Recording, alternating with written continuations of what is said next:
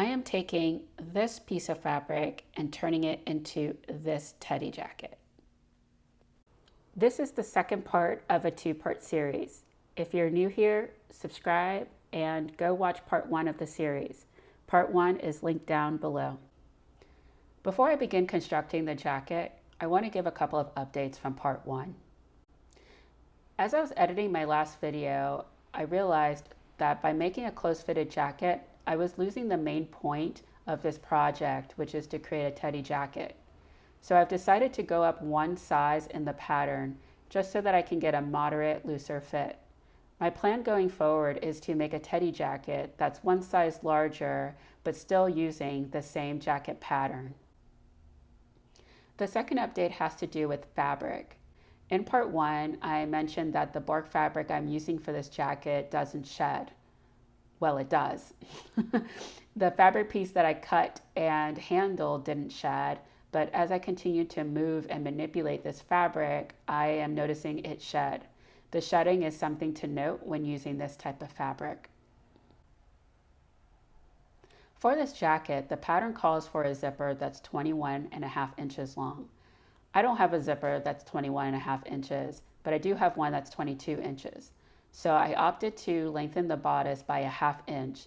This way I can use the 22-inch zipper, as well as give myself a little bit of room in case the pattern sits high on my body.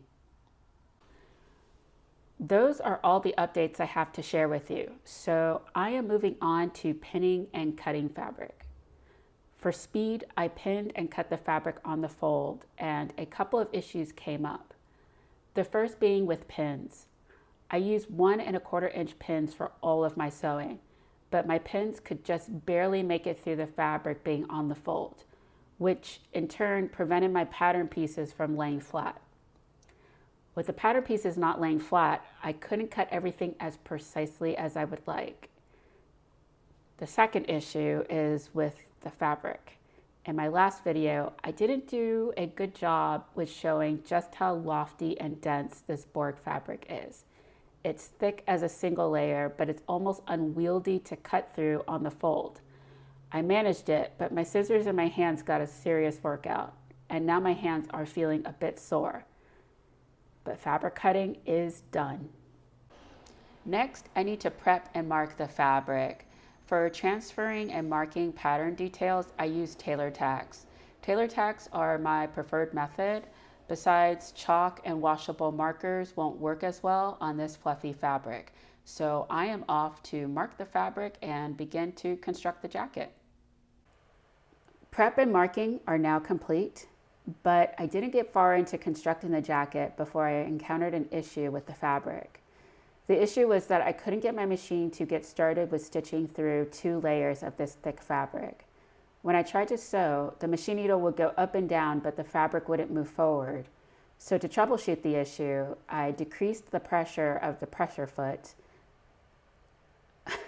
I said decrease the pressure of the pressure foot. Let me rephrase that. I decreased the pressure of the presser foot. I increased the stitch length, but to no avail, the fabric remained stationary, so I moved on to the thread method. You can't see my air quotes around thread method, so to be clear, I made this name up because I don't know what to call it. But the thread method is where I take the top thread and the bobbin thread and wrap them around my finger.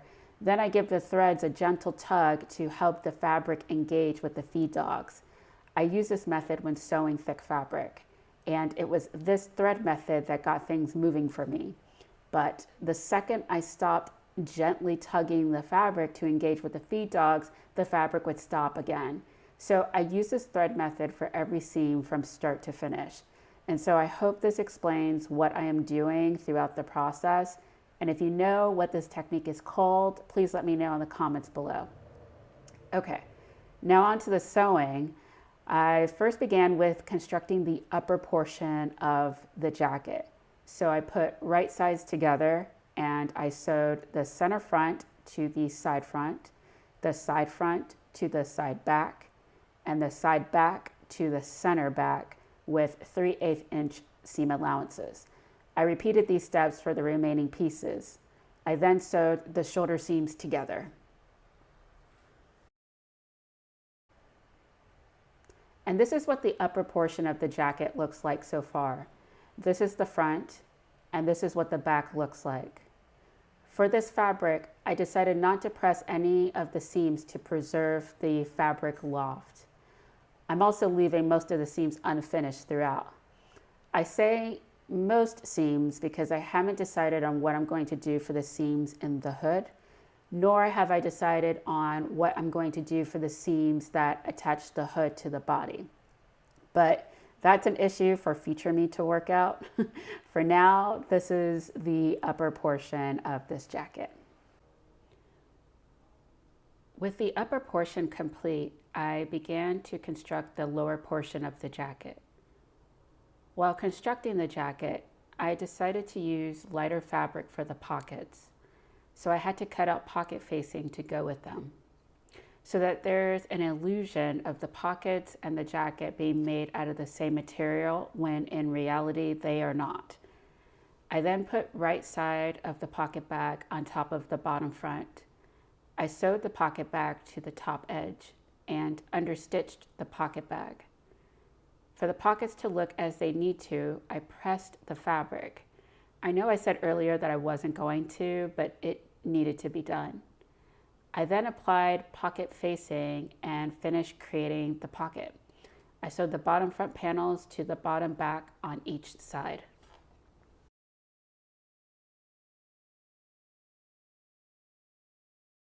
And this is what the lower portion of the jacket looks like so far. This is the front, and this is what the back looks like. And this is what the inside looks like. I basted pockets on the side and top to keep them in place as I construct the jacket. So that's what the beige thread is. Here is a better view of the pocket from the back. And here is the pocket from the front.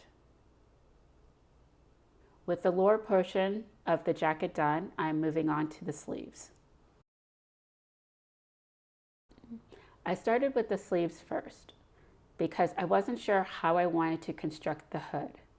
So with right sides together, I sewed the sleeve inseams together and then put them to the side to be set in later. For the 3-piece hood, I put right sides together and sewed the hood inset to both sides of the hood. It was at this point that I decided to create a lining because I didn't want unfinished seams to be visible when I'm wearing the jacket.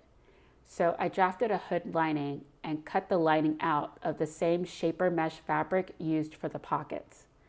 I constructed the hood lining in the same way as the hood, and I attached the lining to the hood by putting right sides together and sewing around the hood opening, leaving the neckline open. Then I turned the hood right side out so the lining is inside the hood. Because I drafted for the hood lining to be smaller than the hood, a 3/4 inch hem formed around the hood opening, to which I pressed the hem in place.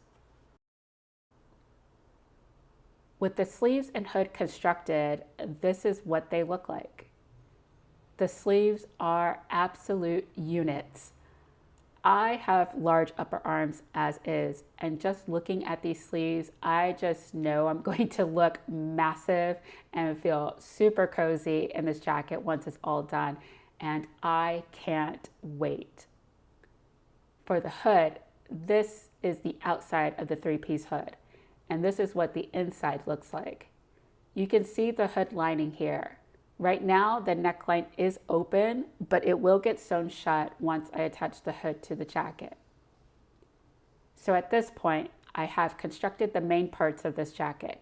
I am now going to sew the jacket together, add a zipper, hem the sleeves, and hem the jacket, and do some finishing touches off camera, and I will be back for the jacket reveal.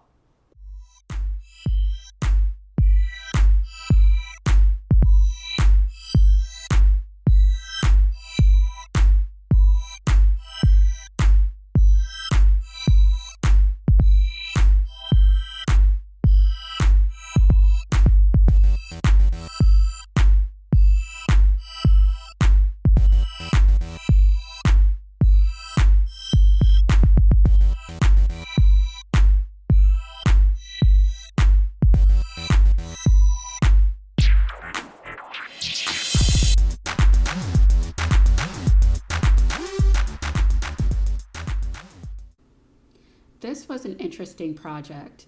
In terms of construction, the pattern was straightforward to use. The pattern pieces fit and the jacket came together as expected. As for the appearance, I like how the jacket looks on me, and I'm really glad that I went up a size because the added wearing ease was taken up by the fabric itself. So if I had made my planned size, this jacket would have been snug, if not tight. In terms of the teddy coat, teddy jacket being a fall winter trend, I can see why it's a popular item now that I've made my own. Now, my version of the teddy jacket isn't anything like the original or the infinite versions out there. But my goal was to make a jacket that drew inspiration from the original while making it suited to me. So I have done what I had set out to do, and now I will wear this jacket as many times as I can. So that's it. This video is now over. Subscribe, and I'll see you in the next one. Bye.